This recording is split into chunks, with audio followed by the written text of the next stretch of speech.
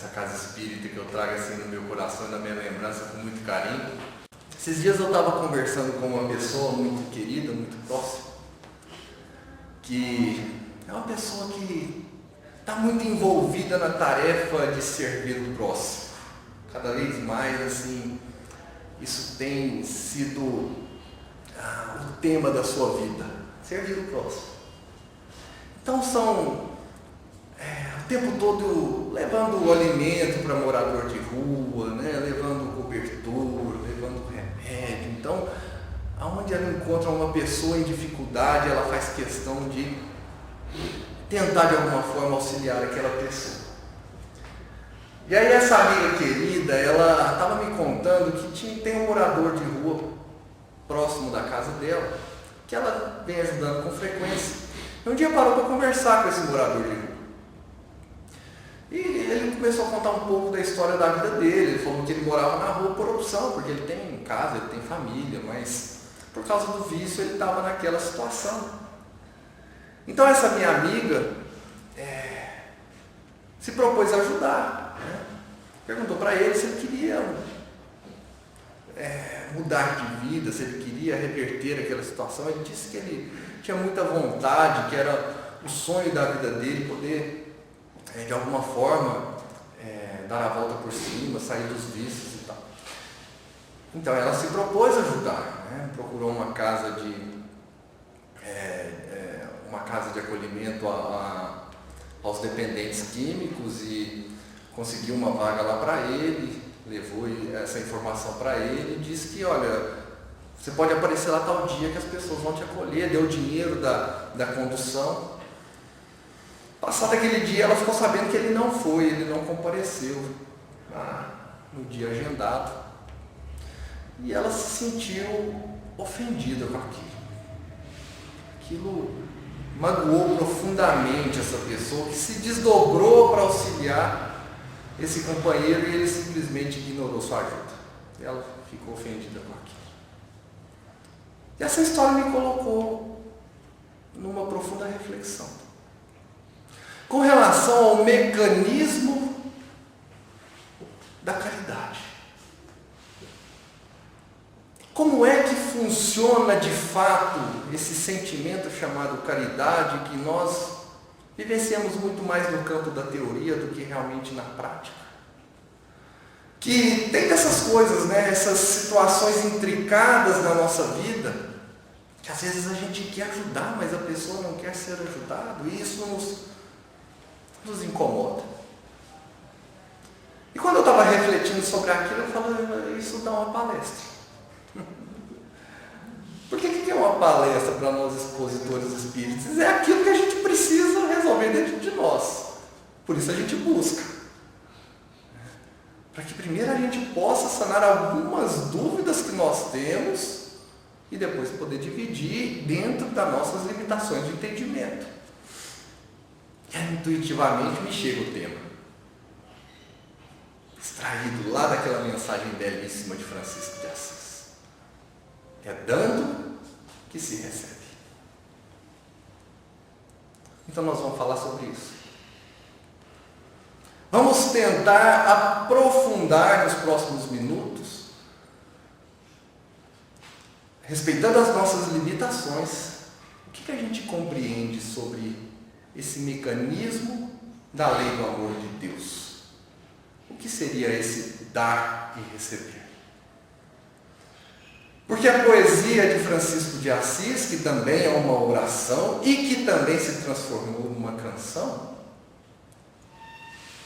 ela não é um tratado filosófico, ela não é uma mensagem conceitual. Ela fala de sentimento. Mas não é um sentimento de qualquer pessoa. É um sentimento de uma entidade muito próxima de Jesus, que é o nosso referencial, como foi dito na mensagem de abertura, o nosso referencial de demonstração em vida das leis de Deus. É sobre isso que a gente está falando. É esse essa esfera que nós vamos tentar acessar, de um sentimento de uma alma que já se iluminou e que nos disse, de uma forma clara, que é dando que se recebe. E aí me recordo de outra história contada por Humberto de Campos, que está lá no livro Cartas e Crônicas. O título dessa história é A Petição de Jesus. Humberto de Campos nos conta que Jesus faz um pedido a Simão Pedro, dizendo a ele que fosse até a casa de Jeremias, o curtidor, para levar um pouco de auxílio àquela família, especialmente a sua filhinha Sara, que estava doente. Simão Pedro era muito proativo, né? Ele mais que depressa se coloca a caminho da casa de Jeremias. Ao aproximar da casa de Jeremias, Simão Pedro escuta algum barulho num paiol próximo, e quando ele entra nesse paiol, ele depara com Jeremias, completamente embriagado, dando sucessivas boladas num pote de vinho, enquanto servas bonitas dançavam aos seus pés. Simão Pedro tenta conversar com Jeremias. Jeremias ignora completamente a presença de Simão Pedro, dizendo que fosse procurar pela sua mulher, que ele não estava com tempo para receber. Simão Pedro então entra na casa de Jeremias. Ao entrar na casa de Jeremias, na primeira sala, encontra-se com o filho mais velho de Jeremias, totalmente enfurecido, furioso, porque acabara de perder vultosa quantidade de dinheiro para os traficantes de Jobe numa aposta de jogo de dados. Zoar, o filho mais velho de Jeremias, também despreza completamente Simão Pedro, dizendo que a sorte da sua irmã não lhe interessava. Jeremias continua entrando dentro da casa. Quando ele finalmente encontra com a mulher de Jeremias, que estava ali dando uma surra no filho de uma serva, porque estava surrupiando alguns figos da sua cozinha. E também trata de Simão Pedro com desprezo, com agressividade. Simão Pedro continua procurando encontrar com a pequena Sara, que estava doente, até que encontra com o filho mais novo de Jeremias num quarto, no aposento, e pegou ele no flagra, roubando o dinheiro do pai. O filho mais moço de Jeremias vai ao encontro de Simão Pedro para surrá-lo, pensando que Simão Pedro fosse alguém que estava ali a pedido do pai para vigiar seus passos. Até que Simão Pedro se coloca em missão de ajuda. Eu estou aqui para ajudar a sua irmã, que se encontra doente. Ele é então violentamente conduzido finalmente ao quarto de Sara. É assim então que Simão Pedro vai relatar todos os acontecimentos para Jesus. E ele diz: ó mestre, indubitavelmente a pequena Sara se encontrava com a saúde precária. Ainda assim, ela não quis a minha ajuda, dizendo que eu podia ir embora e que ela não precisava de nenhuma forma de socorro. Não aguentei mais, perdi a paciência e voltei pelo mesmo caminho, e aqui estou. Então, depois desse longo relato dos acontecimentos, Jesus permanece olhando nos olhos de Simão Pedro, mas com aquele olhar ao mesmo tempo de paciência e de advertência. Simão Pedro então insiste: mas mestre, acaso eu não fui claro? Acaso eu não tenho cumprido fielmente, não tenho cumprido com seus desígnios? Jesus olha então para Simão Pedro e lhe diz: Simão, eu conheço muito bem Jeremias e toda a sua família. E quando lhe pedi que fosse ao seu encontro, apenas lhe pedi que os auxiliasse. E por que eu trago essa história? Porque ainda hoje a mensagem de Jesus, a advertência de Jesus, fala alto em nossos espíritos. Porque muitas das vezes, nós, como a minha amiga que eu citei no começo da nossa conversa, nós somos bloqueados pelo nosso preconceito e pelos nossos julgamentos quando apresentamos um ímpeto de fazer o bem. nós ainda não conseguimos realizar a caridade em toda a sua essência, de forma genuína.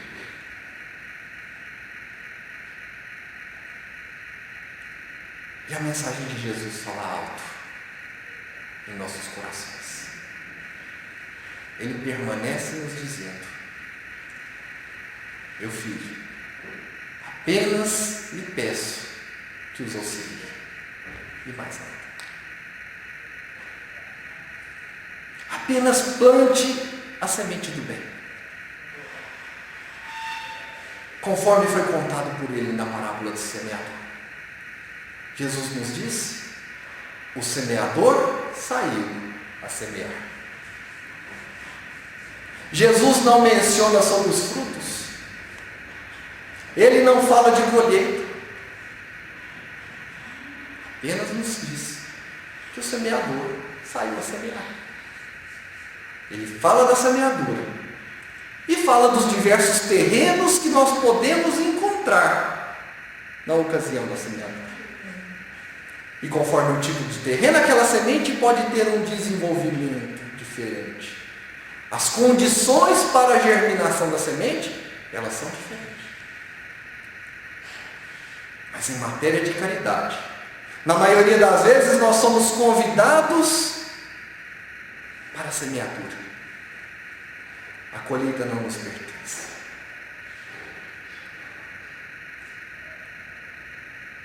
A colheita está em função do tempo, está em função das condições do terreno. Mas o tempo é de semear. E é assim que nós vamos encontrar no Livro dos Espíritos, na questão 893. Uma pergunta interessante que Kardec faz: qual é a maior, a mais meritória de todas as virtudes? A primeira parte da pergunta ela é um tanto quanto lógica. Os Espíritos respondem: todas as virtudes têm seu mérito, porque todas são sinais de progresso. Talvez se a resposta parasse aqui, não nos traria tanta novidade. Mas aí os Espíritos continuam e trazem uma mensagem interessante. Eles dizem que há virtude toda vez que há resistência voluntária ao arrastamento das más paixões. E aqui eu quero comentar um pouco sobre isso. Isso é conceitual, mas é bom para a gente entender e refletir sobre a nossa vida. Todas as vezes que de alguma forma nós conseguimos vencer, ou pelo menos resistir aos impulsos das nossas más paixões, aí há a manifestação de uma virtude. E eu me recordo lá do livro Ação e Reação de André Luiz, quando ele vai relatar para nós que ele vai junto com seu mentor, que André Luiz acompanha, mas ele vai junto com seu mentor socorrer uma família que estava passando por um processo de obsessão muito intenso. E quando eles chegam à residência daquela família, André Luiz fica chocado com o cenário que ele encontra. Diversas entidades das trevas numa completa influência sobre aquela família. Uma situação deplorável em questão de processo obsessivo. O mentor de Kardec, muito sábio, muito experiente, antes de tomar qualquer atitude, ele resolve fazer um diagnóstico da situação. E vai conversar com aquela entidade que liderava aquele movimento obsessivo. E, numa conversa despretensiosa, ele pergunta para o obsessor: como é que vocês fazem isso? Como é que vocês constroem isso que está acontecendo aqui? E olha que curioso a sua resposta. Ele diz: nós não criamos nada. Nós apenas aproveitamos de algo que já existe. Então ele vai explicar com muita profundidade, com muita clareza, que eles aprendem, são capacitados no que ele vai chamar da escola dos vingadores. Ou seja, instituições de ensinos no umbral, que ensinam os obsessores a como vingar melhor, como ser mais eficiente no campo da vingança, da violência. Então ele diz que aprende nas escolas dos vingadores que todas as pessoas possuem em suas vidas diversos interesses, alguns interesses periféricos, como por exemplo a fome, o sono, o cansaço, interesses periféricos. Interesses esses que uma vez sanados eles deixam de existir. Então eu estou com fome e esse é um interesse periférico. Ao me alimentar, ele momentaneamente deixa de existir. Mas que da mesma forma todas as pessoas possuem um interesse central, que ele vai chamar de tema básico. É aquilo na nossa personalidade em que estamos focados, que estamos obstinados, que nós perseguimos, que molda a nossa personalidade, que define a nossa vida. Para uns pode ser o dinheiro, para outros, de repente, os distúrbios no campo da sexualidade. Para algumas pessoas podem ser relacionamentos doentios, que como também já nos foi adiantado, pode nos perseguir há séculos, há milênios, e que trazemos arrastados como sendo as nossas más paixões. O que eles precisam fazer é apenas conhecer a sua vítima. Eles passam um tempo perseguindo, conhecendo, e quando identificado esse tema básico, é lá que eles vão atuar. Então eles não criam nada. Eles apenas colocam combustível na fogueira. E o que isso tem a ver com a nossa história? Porque os espíritos respondem para Kardec que a expressão de uma virtude consiste em resistir às nossas más paixões, ao arrastamento das nossas más paixões. Então a primeira coisa que nós precisamos fazer, uma orientação do filósofo Sócrates: conheça a ti mesmo. É fazer uma viagem interior, o autodescobrimento, para identificar quais são essas nossas más paixões, antes dos nossos obsessores. Antes que eles possam descobrir e agir de forma negativa em cima desses nossos condicionamentos. Que muitas vezes essa influência é tão forte que nós perdemos até mesmo o nosso livre-arbítrio. Então nós precisamos nos conhecer, para aí sim fazer esse trabalho de reestruturação da nossa personalidade. Nos vigiar e orar, domar as nossas fés. É para isso que eles estão nos orientando. E quando nós somos efetivos neste processo, então expressa-se de alguma forma uma virtude. Ninguém está aqui para ser perfeito. Esse não é o propósito dessa vida, ainda não.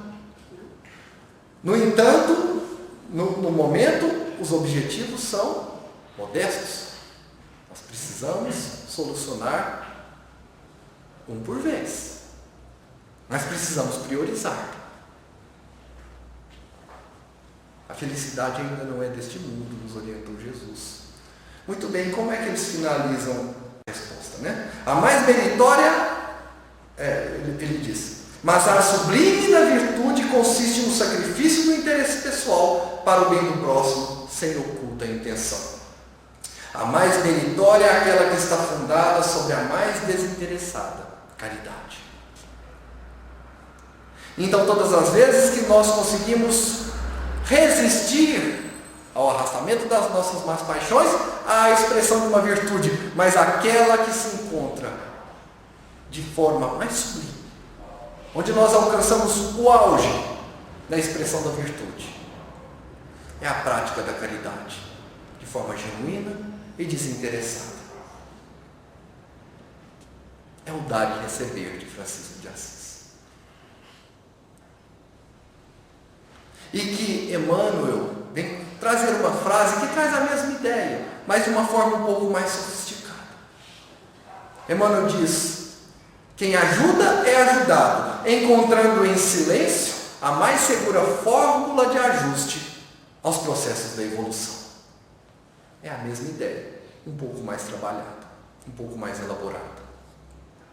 Quem ajuda é ajudado, é dando o que se recebe. Encontrando em silêncio.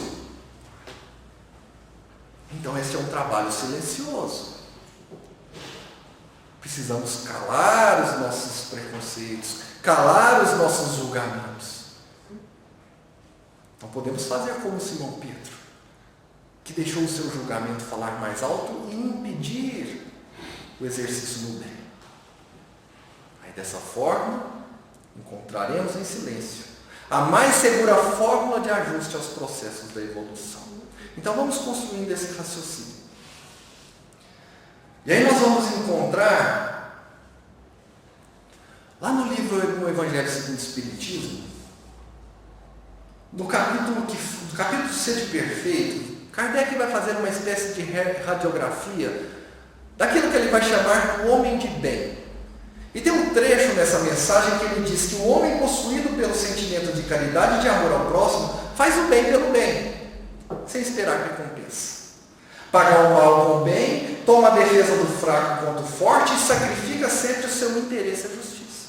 Então ele abre mão do seu interesse à justiça em nome do bem. Encontra sua satisfação nos benefícios que distribui, nos serviços que presta, nas venturas que promove, nas lágrimas que faz secar, nas consolações que levam aos aflitos. Seu primeiro impulso é de pensar nos outros, antes que em si mesmo, de tratar dos interesses dos outros, antes do que dos seus. Às vezes a gente pode até pensar que Jesus está pedindo para que nós esqueçamos de nós mesmos. Mas não é isso. Ele apenas está nos pedindo para refinar os sentimentos que nós já trazemos dentro de nós. A edificação dos bons valores, dos valores cristãos, não é um processo de simplesmente formatar a máquina, de simplesmente zerar tudo que já existe, todos os nossos aprendizados, todas as nossas conquistas. Mas é um processo de ressignificar os princípios que nós já construímos. Aquilo que nós entendemos hoje como vicissitudes, elas precisam ser orientadas. Às vezes a energia, ela é correta, o que precisa é ajustar o vetor. Conforme Joana de Anjos, no livro Autodescobrimento, ela diz que o largo trânsito do impulso dos instintos trazem condicionamentos que precisam ser reprogramados. O que ela quer dizer com isso? Que tudo que nós desenvolvemos ao longo dos milênios precisa servir de matéria-prima para se elaborar algo mais refinado. Precisamos entender que todos os aprendizados do passado precisam ficar guardados, como diz Calderaro no livro No Mundo Maior, nos porões do automatismo, nos porões da individualidade. Aprendizados estes que, ora ou outra, vez ou outra, podem servir também nos nossos processos evolutivos, mas agora é chegado o momento de desenvolver sentimentos mais refinados. E para isso o campo da matéria se faz como uma escola.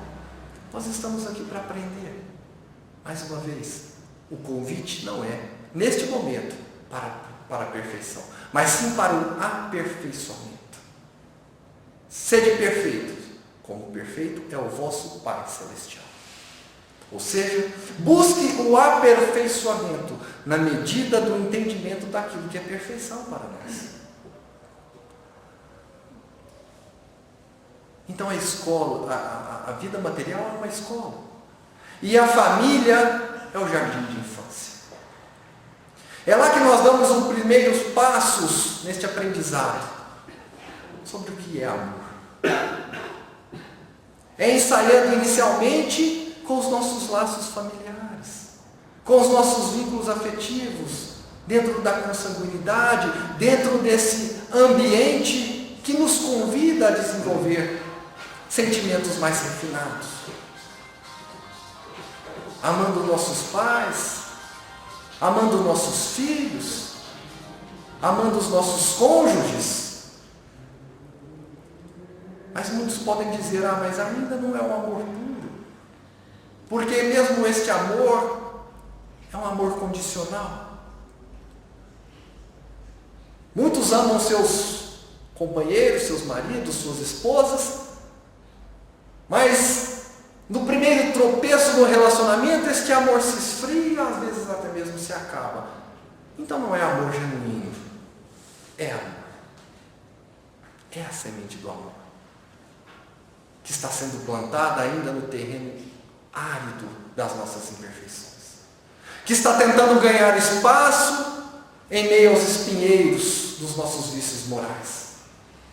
O que precisamos fazer é adubar a semente do amor, é cultivar essa semente para que ela possa se desenvolver, e ter sempre Jesus como o nosso grande referencial, aquele sim que amou incondicionalmente, que demonstrou o amor de forma genuína. E por que é que Jesus conseguia ou consegue e nós ainda não? Por que é que nós estamos experimentando o amor num vínculo muito limitado e com muita dificuldade? E Jesus amava a todos de uma forma tão natural. O que Jesus se diferencia? Em que Jesus se diferencia? Em certa ocasião, um discípulo de Jesus entra no recinto e diz: mestre, tem uma pessoa lá fora dizendo ser sua mãe e outra dizendo ser seu irmão. Jesus responde: quem é minha mãe? Quem são meus irmãos? Como dizer para mim, todos são da minha família. Para Jesus, todos, toda a humanidade, faz parte do seu vínculo afetivo. Faz parte do seu vínculo de amizade. Então, quando Jesus servia a um desconhecido, para ele, estava servindo a um amigo. Tem uma passagem no livro Boa Nova, que Humberto de Campos vai falar sobre aquele episódio da bodas de Caná. Quando em meio à festa acaba-se o vinho.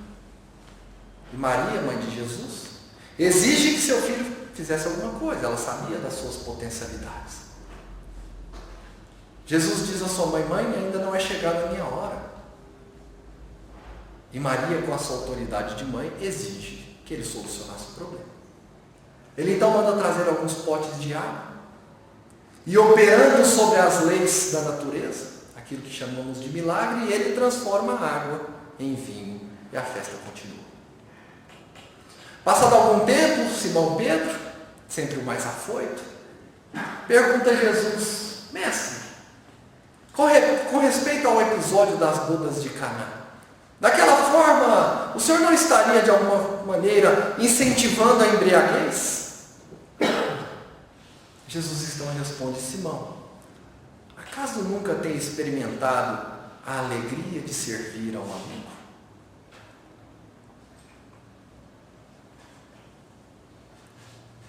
Então, para Jesus, todo serviço ao próximo, ele estava servindo a um amigo. E qualquer um de nós que já experimentou uma amizade genuína, um sentimento verdadeiro da amizade, nós temos a noção de que não é possível estar em paz se um amigo estiver em sofrimento. Era assim que Jesus se comportava. Estava sempre servindo a um amigo. É então que eu encontrei no Evangelho de João, no capítulo 15, do versículo 9 ao 13. Olha o que Jesus disse aos seus discípulos: como o Pai me amou, assim eu os amei. Permaneçam no meu amor. Se vocês obedecerem aos meus mandamentos, permanecerão no meu amor, assim como tenho obedecido aos mandamentos de meu Pai, e em seu amor permaneço. Tenho dito essas palavras para que minha alegria esteja em vocês e a alegria de vocês seja completa. O meu mandamento é este: amai-vos uns aos outros, como eu vos amei. Ninguém tem maior amor do que aquele que dá a sua vida a um amigo.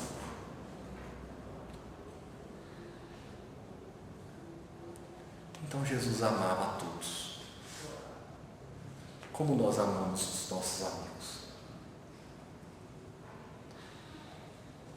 Mas vocês podem dizer, Jesus é um referencial muito distante de nós.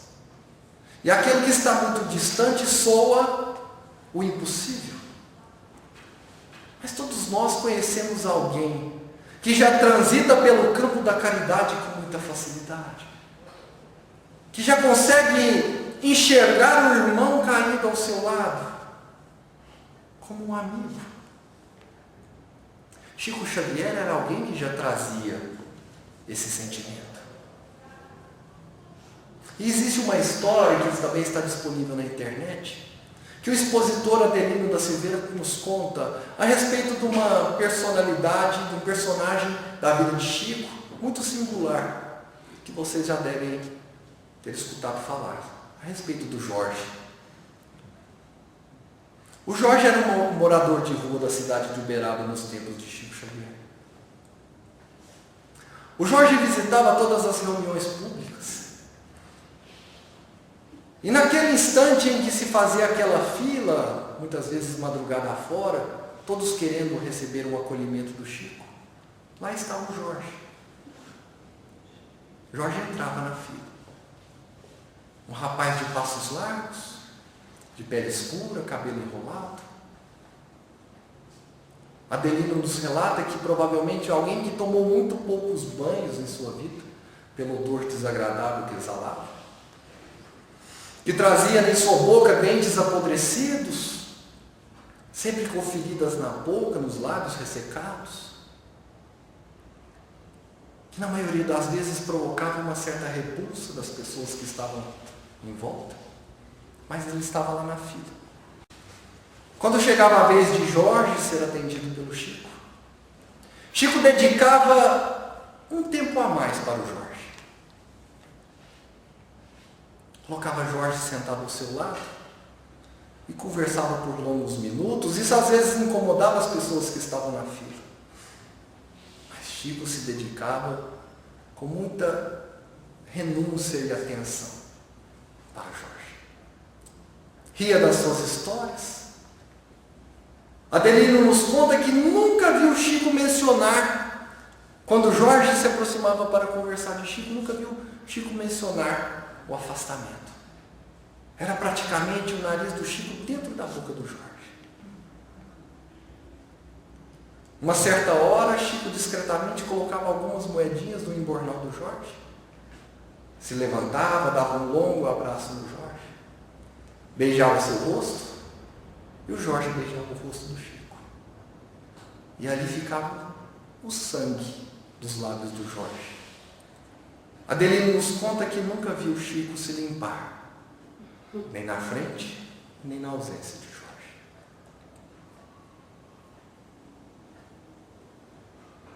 Eu não vou contar o resto da história não, porque eu acho que todo mundo aqui vai cair em pranto de tanta emoção.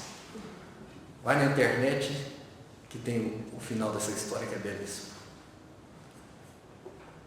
Mas a mensagem que nos fica, por que Chico se comportava assim com Jorge? Porque para Chico, Jorge era um amigo do seu coração. Era alguém por quem Chico preservava seus melhores sentimentos. E não era sacrifício nenhum para o Chico conversar com Jorge. É isso que separa as entidades que já se iluminaram. É aqueles que já saíram do campo raso da indiferença. Já desenvolveram a obrigação de servir. E agora não serve mais por obrigação. Serve porque é da sua natureza. Porque é da sua essência. Porque estão em harmonia com a lei de Deus. Conforme André Luiz nos conta, lá no livro Os Mensageiros, que todo aquele que coopere e opere para o bem, com o espírito voltado para Deus, deve aguardar sempre o melhor. Finaliza André Luiz. Isso não é promessa de amizade, é lei.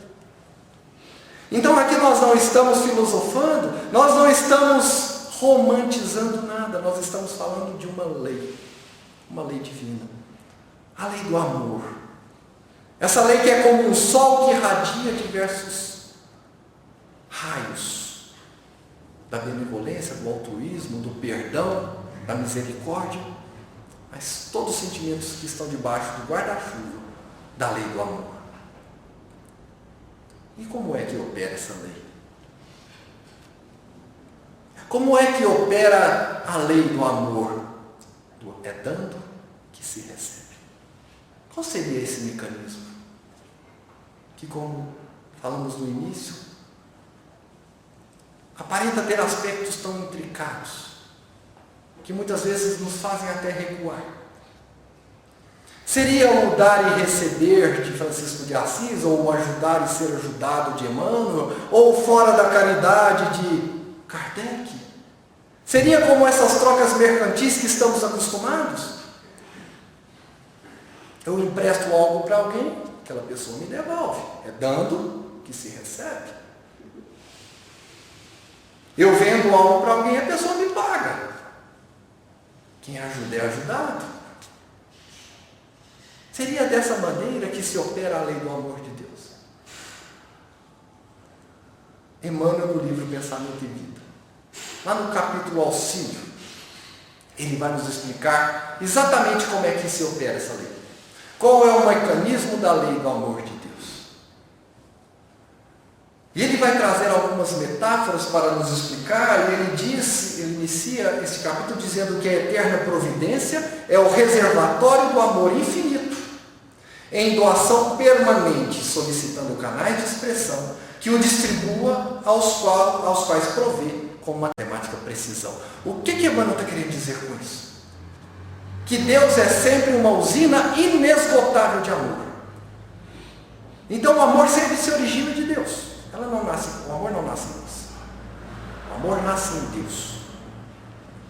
Acontece que Deus nos pede que emprestemos as nossas mãos para que esse amor possa ser distribuído e que possa alcançar o seu destino com essa matemática precisão.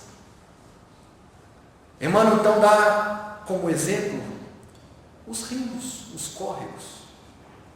Todos esses veios de água necessários para que se possa distribuir a água tão necessária para a vida. Então nós seríamos esses canais de distribuição do amor de Deus. O que nós precisamos fazer? Passar adiante.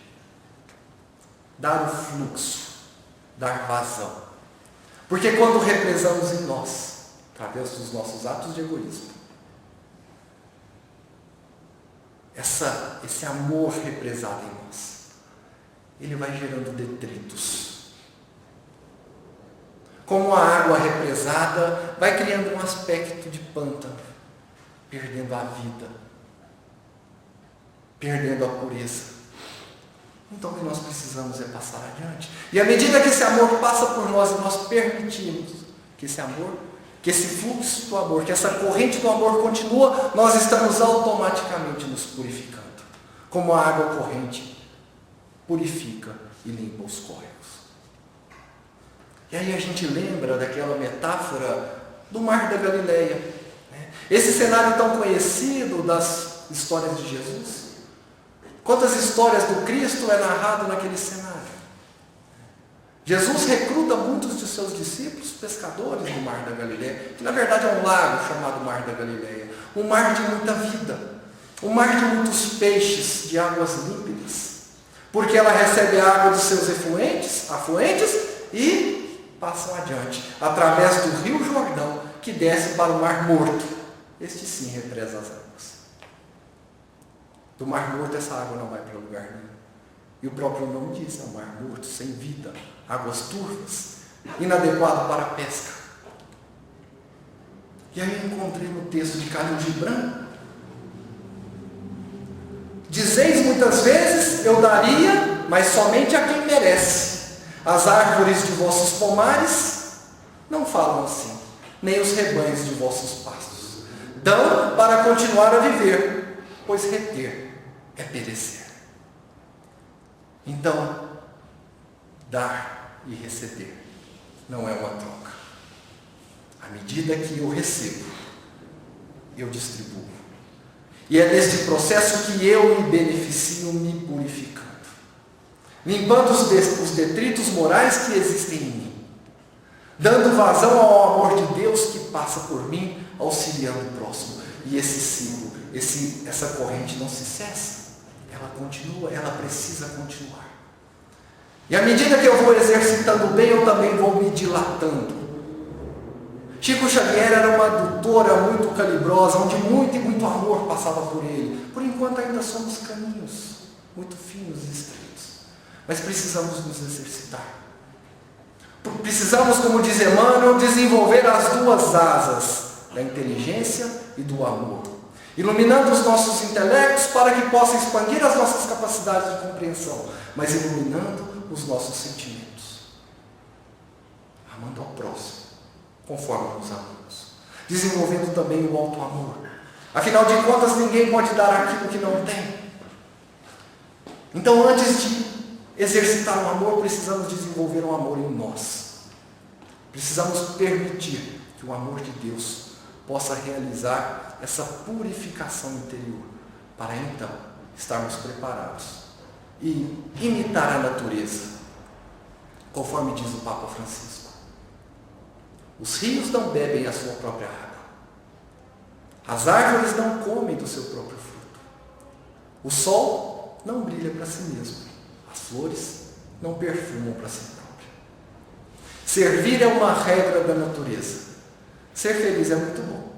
Fazer os outros felizes é muito melhor. Queridos irmãos, obrigado pela paciência e que Jesus nos abençoe.